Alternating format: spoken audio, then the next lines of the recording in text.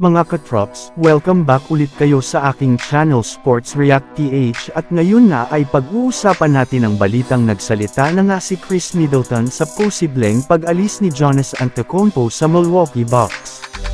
Pag-uusapan na rin nga natin ngayon dito sa ating panibagong video ang balitang payag na nga daw ang Los Angeles Lakers sa pagkuha kay Buddy Hield.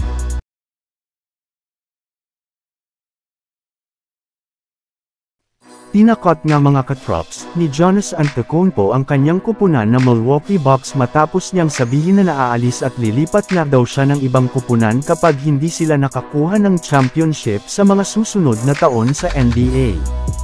Yes, ayaw na rin naman nga nitong pumirma pa ng contract extension na siyang rason bakit questionably na ang kanyang future sa Bucks.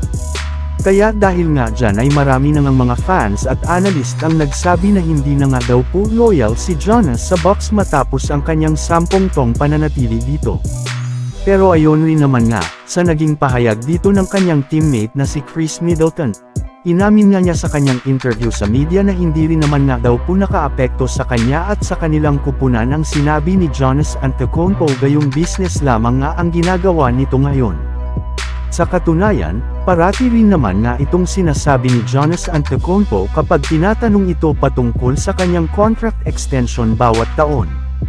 Pero syempre aminado rin naman nga si Middleton na gusto niyang manatili si Giannis sa kanilang lineup sadyang ginawa lamang nga ito ng kanyang teammate upang ma-challenge ang kanilang buong kupunan at ang kanilang buong organisasyon matapos ang nakakadismaya nilang kampanya last season. Samantala pumunta naman tayo sa ating sunod na pag-uusapan ngayon sa balitang payag na nga daw ang Los Angeles Lakers sa pagkuha kay Buddy Hield. Simula nga mga katrops, nang gawing available ng Indiana Pacers si Buddy Hield sa isang trade ay nabanggit na nga po ang Los Angeles Lakers bilang isa sa mga kupunan na posibleng sunod na maging destinasyon ni Buddy Hield. Kung inyong ang matatandaan, matagal na rin naman nga daw pong target ng Lakers si Buddy Hield noon. Kaya simula nga nang maging available si Hield sa trade market ay marami na nga sa kanilang mga Lakers fans ang natuwa dito gayong gusto rin naman nga nilang kunin ng Lakers si Buddy Hield gayong mapapakinabangan nga nila ang itinatalang stats nito na 16.8 points, 5 rebounds at 2.8 assists per game. Bukod rin nga dyan ay malaki rin naman nga ang maitutulong nito kina LeBron James at Anthony Davis gamit ang kanyang reliable shooting.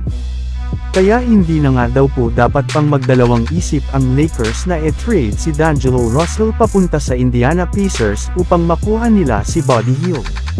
So yun lang nga mga katrops ang handog ko sa inyong storya ngayong araw. Sana nag-enjoy kayo. Please like and subscribe my YouTube channel Sports React PH para sa iba pang storya at update patungkol sa NBA. Kita-kits muli sa ating susunod na video.